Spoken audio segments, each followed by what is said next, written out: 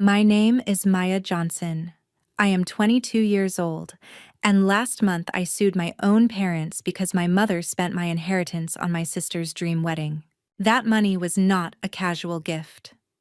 It was every hour my grandmother spent working double shifts. Every quiet promise she whispered to me about getting out of our small neighborhood and building a life on my own terms. It was supposed to be my way into grad school, my ticket to a future in science, not a backdrop for flower walls and champagne fountains. The first time I realized something was wrong, I did not find a missing number in a spreadsheet or an official letter in the mail. I heard my mother laughing in the kitchen, describing Lena's fairy tale entrance and the custom floral arch to a wedding planner, while casually saying, "Yes, we can stretch the inheritance. Maya will understand. She has time. This wedding is now." I stood frozen in the hallway, listening to the price of my future being sliced into centerpieces and cocktail hours. By the time I checked the account and saw the balance gutted, the betrayal did not feel like a misunderstanding. It felt like a decision, a choice to prioritize my sister's perfect photos over my education, my independence, my life. I did not scream. I did not collapse. I opened a new tab on my laptop and typed one sentence into the search bar. Can parents be sued for misusing inheritance trust for education? Suing them was only the beginning. Because on the day of my sister's wedding, when the music stopped, the lights came up, and everyone turned to stare at me, it became the most horrifying wedding of their lives. Before I tell you exactly what I did at that wedding, tell me this. If your mother stole the future your grandmother died to give you, would you stay silent for the sake of family? Or would you burn the illusion to the ground and make everyone finally see the truth? My grandmother Eleanor used to say that numbers never lie, but people do. As a kid, I thought she was just being dramatic. Now, staring at the online banking screen and watching the balance in my education trust shrink line by line, I realized she had never been more right. I grew up in Chicago in a small old house that always felt a little too cramped for 4 people, and all of my mother's expectations. From as early as I can remember, my older sister Lena was the golden child. She was the one with the perfect hair, the perfect smile, the perfect grades in the subjects my parents understood. I was the quiet one who spent weekends in the library, falling in love with molecules and microscopes instead of prom dresses and social media. When Grandma Eleanor died, she left a sealed letter for me and a separate envelope for my parents. My letter was short, written in her neat, deliberate handwriting. Maya, this money is for your education only, not for a car, not for a party, not for anyone else.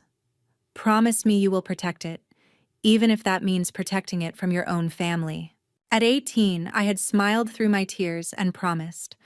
At 22, I realized exactly what she had meant. The first time my parents mentioned the wedding, it sounded harmless. A family dinner, Lena gushing about venues, my mother flipping through her phone with photos of dresses that looked like they belonged in a royal ceremony. My father joked about budgets and not going too crazy. Back then, I believed them. It changed the afternoon I heard my mother in the kitchen, her voice sharp with excitement. I know the venue is expensive, but Lena has dreamed of this her whole life. We can use the inheritance. That is what family is for. Maya can take out loans. Graduate school is not guaranteed anyway. My hand tightened on the banister. For a moment, I thought I had misheard her. Then she read out a number and my stomach twisted. It matched the transfer I would see later that night. I checked the account in my room, fingers trembling. A chunk of the trust was gone, moved into my parents' joint account. A memo line said, "Family event expense." Family event. That night, at the dinner table, Lena chattered about floral styles while my parents debated plated dinners versus buffet. No one mentioned my education. No one looked at me and asked what this meant for the post-grad programs I had spent years working toward. They were so casual about it that for 1 second I almost doubted my anger. Maybe I was being dramatic. Maybe this was normal. Maybe this was what family sacrifices meant. Then I remembered my grandmother's voice in that letter cutting through the noise. Protect it, even from your own family. I waited until after dinner, until Lena had disappeared upstairs to call her fiancé, and my father had turned on the TV. My mother was stacking plates at the sink, humming some wedding song under her breath. "Mom," I said, keeping my voice steady, "did you move money out of my education trust to pay for Lena's wedding?" She straightened, her back going rigid. "We are borrowing it," she said, without turning around. "This is a family decision." "I did not agree to it," I replied. "Grandma left that money for my education. You know that." She finally turned, her smile too tight, too bright. "You are overreacting, Maya. It is not like we emptied it. You will still go to school. Maybe not the most expensive program, but you will be fine. Your sister's wedding is important. She is starting a family. And I am starting a life," I shot back. "Why does her fairy tale matter more than my degree?" My father muted the TV with an annoyed sigh. "Because this is happening now," he said. "Your grad school is hypothetical. Lena's wedding is in 3 months. We cannot tell hundreds of people to cancel because you do not want to compromise." That word, compromise, stung more than any insult. As if I was being unreasonable by expecting my own inheritance not to be used as a wedding decoration. "Is it compromise?" I asked quietly. "Or is it theft disguised as family duty?" My mother flinched, the plate in her hand slipping slightly before she caught it. "That is enough," she snapped. "You are not calling us thieves in our own home." But the word was already out there, hanging between us and settling into the cracks that had always been there, just hidden under years of holiday photos and forced smiles. That night, I lay awake staring at my ceiling, the glow of my laptop screen reflecting off the wall. I opened tab after tab, reading about trusts, misappropriation, legal standing. Every article raised the same question in my mind, one I could not shake no matter how hard I tried. If your parents choose someone else's fantasy over your future, at what point do they stop being just parents who made a mistake and become people you have to defend yourself against? I did not decide to sue them in a single impulsive moment. It happened slowly, like a bruise darkening over time. First, I tried to negotiate. I sat my parents down in the living room with a list, because lists make me feel like I have control. On one side, I wrote wedding costs. On the other, grad school tuition. I itemized the programs I had been accepted into, the scholarships I was in the running for, the exact amount I still needed from the trust.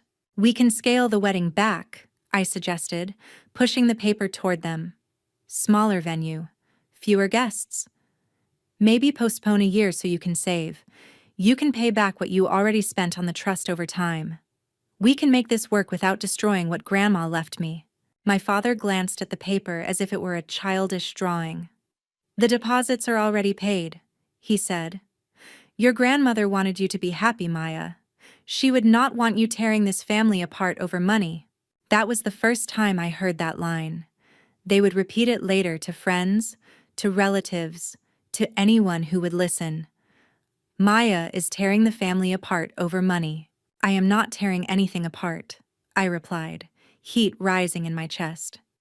"You did that when you touched the trust without asking me." My mother leaned forward, eyes sharp. "We are your parents. We do not need your permission. We raised you. That money came from this family." "No," I answered, my voice low. "It came from Grandma's years of work, and she left it to me, specifically. You are treating my future like a piggy bank you can crack open whenever you want." The conversation spiraled from there, each sentence another crack across whatever was left of our trust. When I finally stood up, my hands were trembling so hard I had to curl them into fists. "If you do not put the money back," I said, "I will talk to a lawyer." My mother laughed, a hard, disbelieving sound. "You are not serious." But I already was. I met Rebecca Martinez 2 weeks later. Her office was high above downtown traffic, all glass and metal and quiet power. She listened without interrupting as I laid everything out.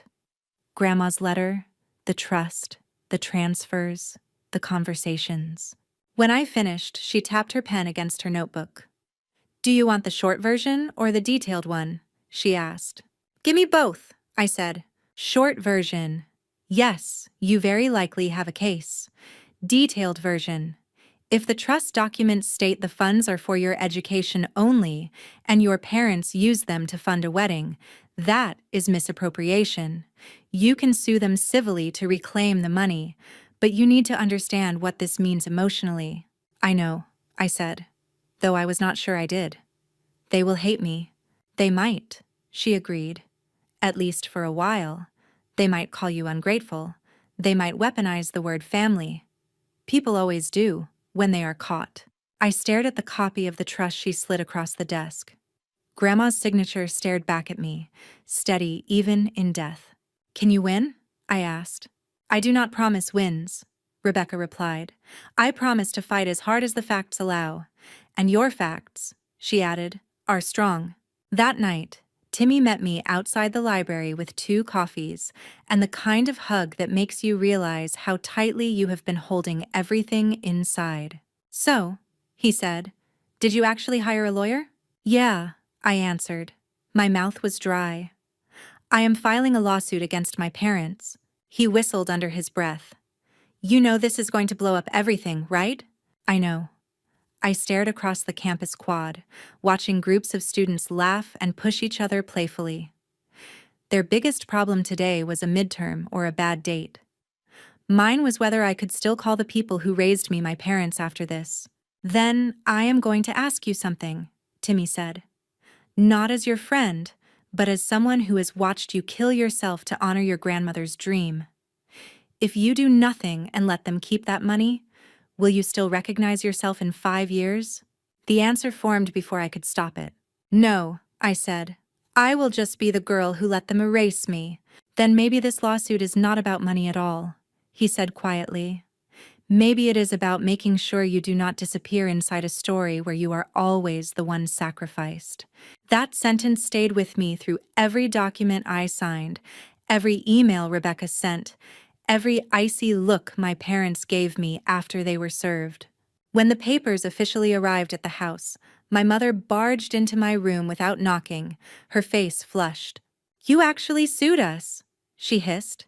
"Do you have any idea what this will do to us? To your sister? To our reputation?" "I know what you did to me," I replied, "and to Grandma's legacy." "You are going to ruin Lena's wedding," she snapped. "People will talk." For the first time, a different thought slid through my mind, calm and cold. Maybe they should. The first court hearing was not dramatic. No gavel slamming, no shouting matches. Just a cramped room, fluorescent lights, and a judge who looked more tired than angry. Rebecca argued for a temporary injunction, a court order freezing what remained of the trust and preventing any further use of it for wedding expenses. My parents' lawyer insisted it was all a misunderstanding, that the family would resolve things privately. The judge skimmed the documents, brows furrowing. "The trust language is clear," she said. "Funds designated solely for education. Until this case is resolved, all remaining trust assets are frozen.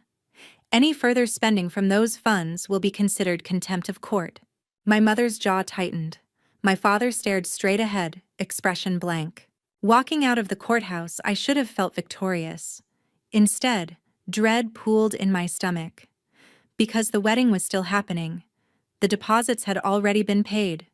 The venue, the photographer, the caterer, all booked with money that, legally, now belonged back in the trust.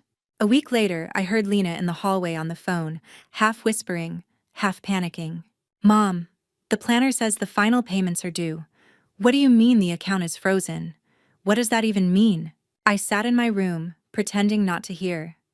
It was the first time the word consequences seemed to reach beyond me. That night, my parents called a family meeting. We gathered around the dining table like we had for birthdays and holidays, except no one smiled and the cake stand in the center was empty. "We have talked to our lawyer," my father began, folding his hands. "He says this whole thing is an overreaction.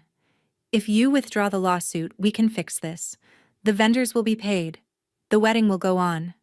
Your relationship with your sister does not have to be destroyed." Lena looked at me with eyes full of accusation. "You are doing this to spite me, aren't you? You never liked how Mom and Dad doted on me, and now you finally found a way to punish everyone." My throat tightened. "This is not about punishing you," I said. "It is about fixing a violation of Grandma's trust." "You had other options," my mother said bitterly. "You could have talked to us." "I did," I reminded her. "You told me I was selfish. You told me family comes first. You just did not mean me."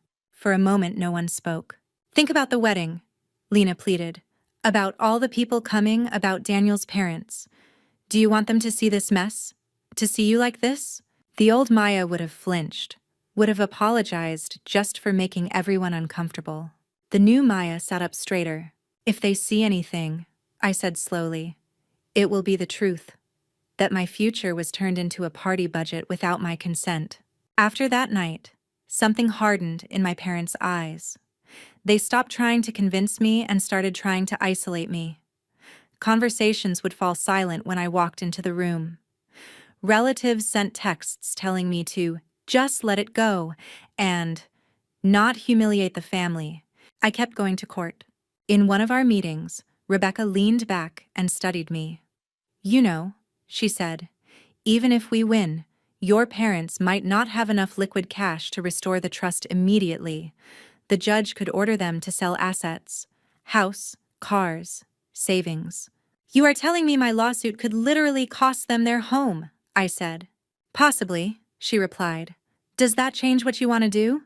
"It should have. It did not. If they had told me before touching the trust," I answered, "we could have found another way. They made the choice. I am just refusing to pretend it is fine." Rebecca nodded. "Then we need to be strategic, not just right." That is when she brought up something I had not considered. "The wedding date," she said. "When is it exactly?" "In 6 weeks," I replied. She tapped the calendar, calculating. "Based on the court schedule, it is very likely the ruling will come right before that weekend. If we win, and they still try to go ahead with the wedding using funds they no longer legally have, that is going to create a serious problem for them." Something cold and sharp settled into place in my mind, a thought I would have been ashamed of a few months ago. "What if the problem happens in front of everyone?" I asked. "Not just in quiet legal letters. What if the people they are so desperate to impress actually see what they did?" Rebecca hesitated. "Maya, our job is to enforce the judgment, not to humiliate them." "I am not asking you to humiliate them," I said. "I am asking you to let the consequences be visible." We talked for a long time that afternoon, about liens, about collection orders, about what could legally happen if my parents refused to comply with a court ruling and still paid vendors with funds that should be restored to the trust. By the time I left the office, the bones of a plan were forming. I did not set out to ruin a wedding. I set out to make sure my family could not bury what they had done under white roses and curated Instagram posts. There is a difference between revenge and justice. The problem is, when you see your mother smiling in a designer dress bought with the money that was supposed to pay for your future, that difference starts to blur. The final ruling came 3 days before the wedding. The courtroom felt smaller this time, as if it were shrinking around us.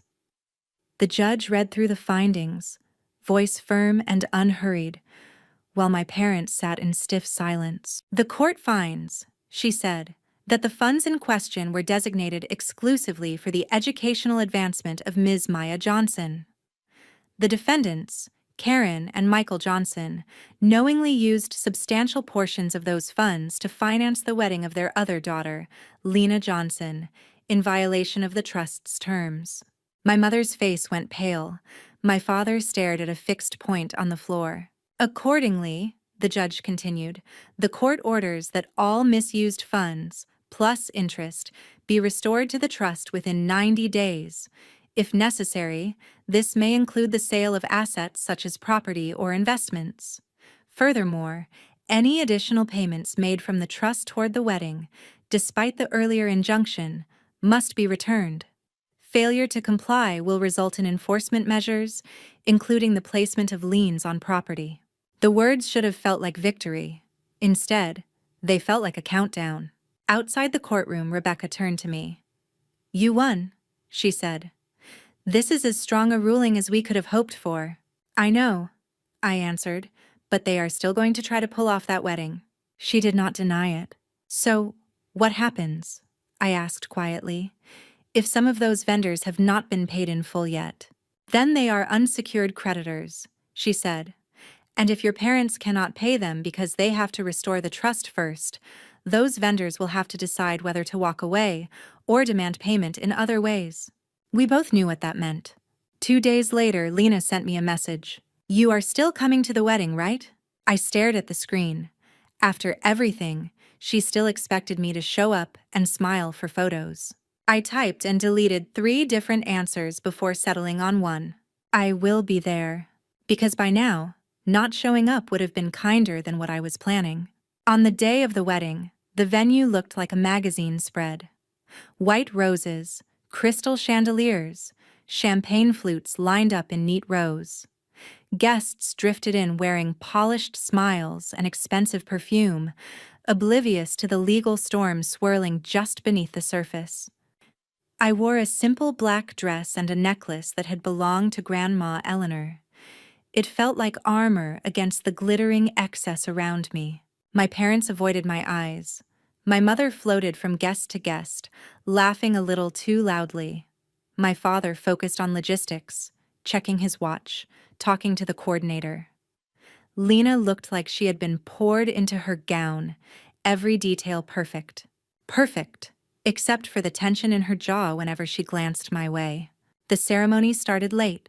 People murmured. I stood in the back row, hands clasped, watching as Lena walked down the aisle on my father's arm, veil shimmering under the soft lights. When the officiant reached the part about witnesses gathered here today, I wondered how many of them would still want to be associated with our family by the end of the night. The plan did not belong entirely to me. It belonged to the system my parents thought they could manipulate without consequences. After the ceremony, while guests milled around taking photos, a court officer arrived. He was not in a dramatic uniform, just a discreet suit, holding a folder that weighed heavier than any bouquet. He spoke quietly with the venue manager first. From across the room, I saw the manager's expression shift from polite to alarmed. He gestured toward my parents. The officer followed. I watched my mother's smile freeze as he introduced himself and handed over documents. "Mrs. Johnson, Mr. Johnson," he said, "I am here regarding the enforcement of the court's judgment. As of this morning, a lien has been placed on your home and primary assets. Any attempt to divert funds owed to the trust to cover remaining wedding expenses will constitute contempt." My father hissed something under his breath. The officer did not raise his voice. He simply repeated, "You have been served. You are already under order to restore a specific sum. Any additional payments you make from restricted accounts today can and will be used as evidence against you." The venue manager stepped in, voice trembling. "Are you telling me we might not be paid?" The music, which had been playing softly in the background, faltered and then stopped altogether. The guests noticed. Conversation slowed, then quieted as people turned toward the commotion. Phones came out, cameras switched from portrait mode to video. Because of course they did. My mother shot me a look that could have melted steel. "You did this," she whispered across the room, not bothering to hide the accusation. For once, I did not deny it. But the worst was not the officer. That was just law. The worst was yet to come, and that part was mine. When the music failed to start back up, the MC tried to recover with a joke. "Technical difficulties, folks. While we sort that out, the bride's sister Maya has prepared a special message." I had not asked for that introduction, but I took it. I walked to the microphone, the click of my heels echoing through the suddenly too quiet hall. Dozens of eyes pinned me in place.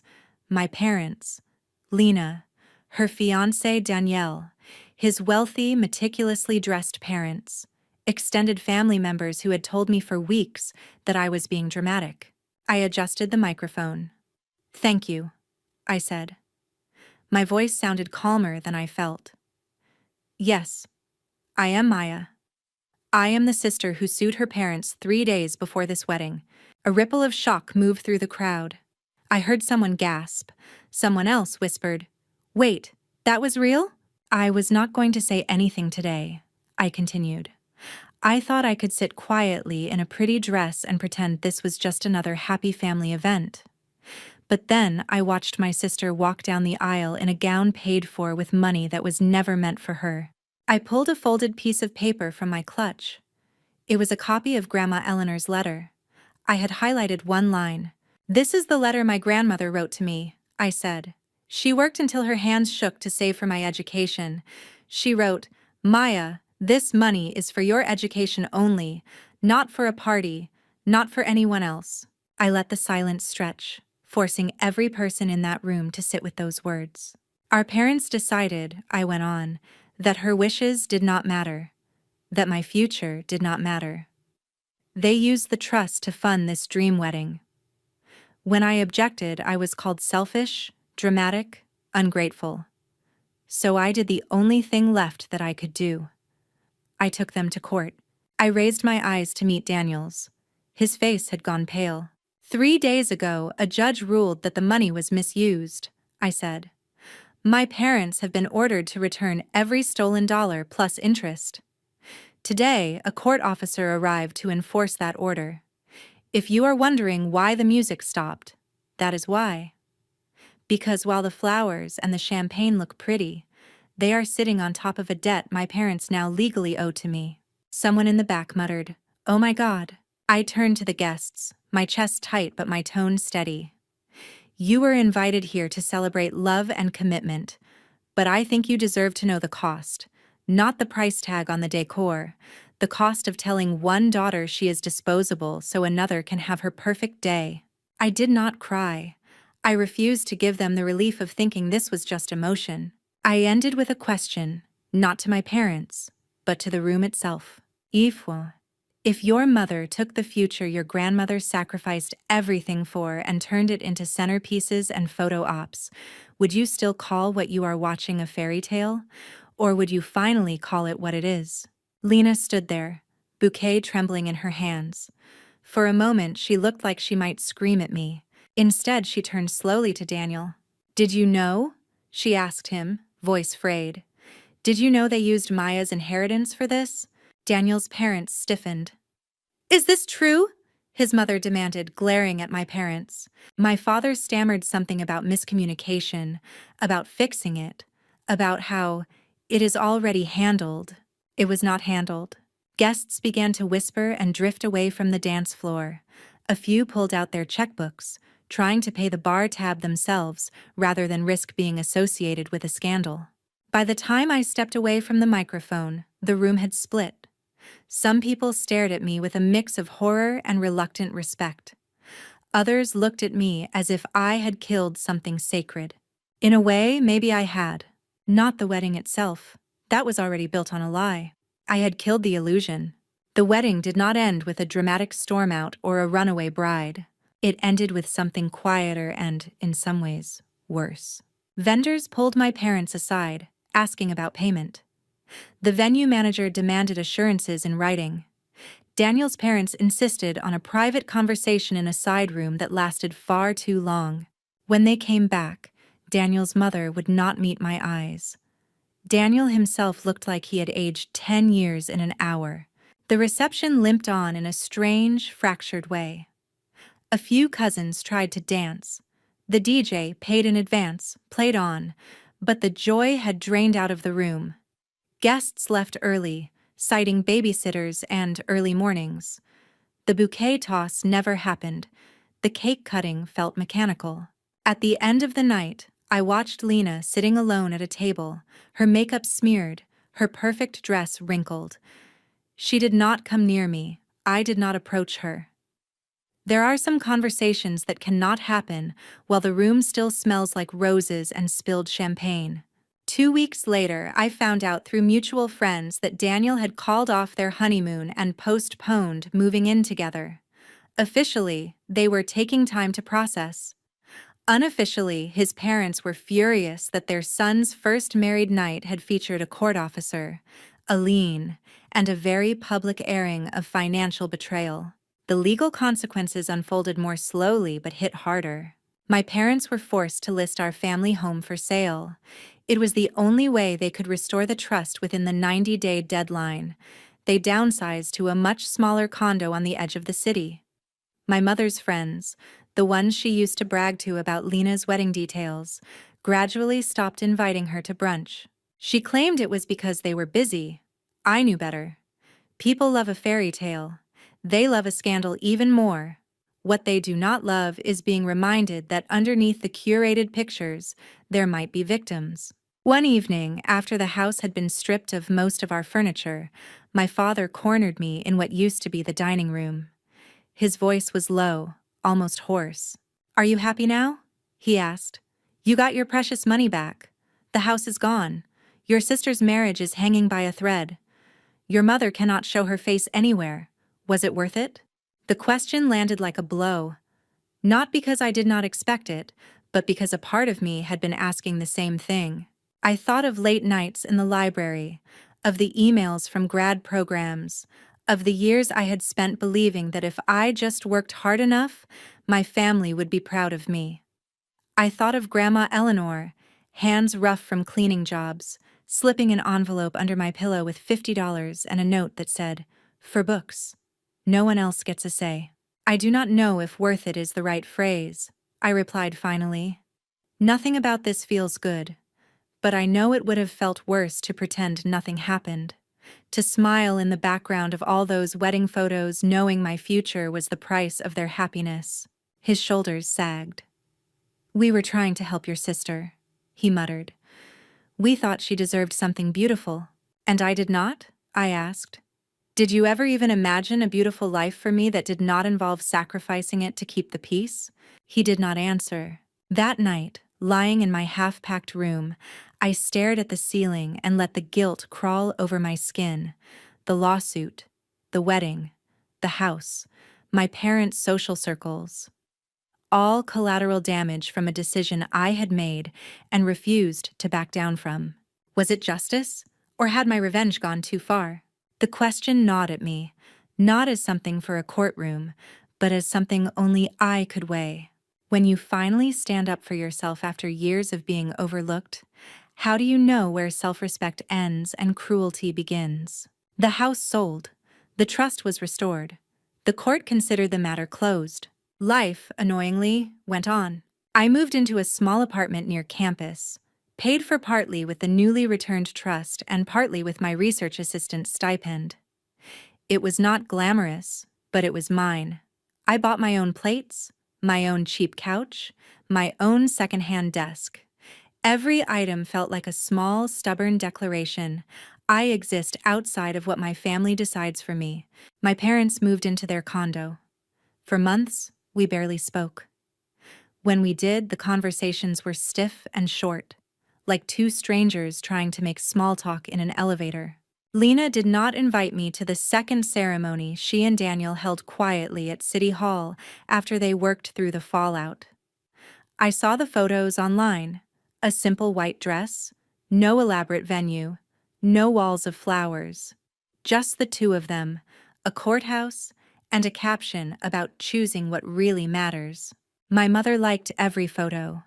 My father did not have social media, but I imagined him looking over her shoulder, pretending the background of his daughter's new life did not include a lawsuit and a sold house. One evening, months later, my mother asked to meet me alone. We chose a coffee shop far from our old neighborhood, where no one would recognize us as the family that had turned a wedding into a public trial. She looked older than I remembered. Not because of time, but because of the weight of choices that could not be undone. "I am not here to ask for money," she said immediately, as if she knew that was my first fear. "And I am not here to blame you. I have done enough of both." We sat in silence for a moment, the sound of milk being steamed and cups clinking filling the space between us. When your grandmother died, she began, I was angry at her for leaving you that trust and not putting it in our name. It felt like she did not trust us. I told myself she was playing favorites. But now, she took a shaky breath. Now I think she just saw us better than we saw ourselves. I blinked. I had not expected that. I grew up with nothing, she continued. No weddings, no college, no safety net.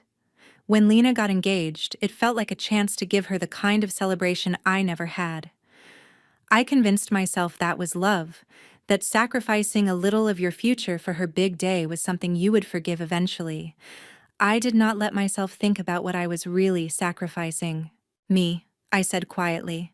You, she agreed. You and the promise I made to your mother, to raise you differently, to put your dreams first. For the first time since this started, she cried in front of me without anger, without accusation, just grief. I am not asking you to say what you did was wrong, she said. You were right. The judge said so. The law said so. And deep down, so do I. But I am asking you one thing. Can we try to build something new from this mess? It will not be the family we used to pretend to be. Maybe it can be something more honest. I thought about saying no, about staying aligned with the cold, clean lines of the court ruling and never letting my heart complicate things again. Instead, I took a different kind of risk. We can try, I said, but I am not going to erase what happened. I am not going to pretend the house did not get sold, or that Lena's wedding was not built on my inheritance. I need you to stop calling what I did ruining things, and start calling it what it was, defending myself. She nodded slowly. I can do that, she whispered. I am still learning how to see you as more than the quiet daughter who will always understand. We talked for hours about boundaries, about therapy, about maybe one day sitting in the same room as Lena without flinching. None of it fixed anything instantly. There was no cinematic reconciliation, no group hug. But when we left, she reached out, hesitated, and then hugged me. It was awkward and brief and real. Later that night, back in my apartment, I sat at my desk and opened a new document on my laptop. Grad school applications, round 2. I filled out forms, attached transcripts, wrote personal statements. In each essay, somewhere between describing my research interests and my career goals, I left a small, quiet space for the story I never explicitly told admissions committees, the one where I had to choose between being the good daughter and being a person with a future that belonged to her. I chose me. Sometimes, when I catch myself thinking about the wedding, about the looks on people's faces when the music stopped and the officer walked in, a familiar guilt creeps up my spine. It whispers that I went too far, that I should have kept the peace, that no amount of education is worth a broken family. But another voice answers now. It sounds a little like Grandma Eleanor. It sounds a little like my own. It says, families that only survive if one person silently sacrifices everything are already broken. So here is the question I will leave you with, the one I still do not have a perfect answer for. When the people who are supposed to protect your future are the ones selling it off for their own idea of happiness, what do you owe them? Your silence, or the truth that might finally force them to see you as more than background to someone else's dream?